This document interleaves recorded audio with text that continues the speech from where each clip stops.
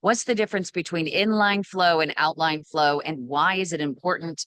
My doctor said he got my inline flow good above my knee, but I continue to have pain a few weeks later because it turns out that I didn't have good outflow. And he said, now my only option is to walk, as there's nothing else he can do. Yeah, that's another good question.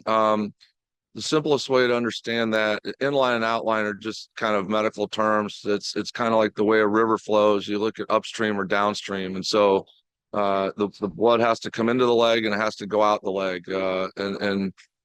Arteries are like tree trunks. They start big and they branch into smaller and smaller ones.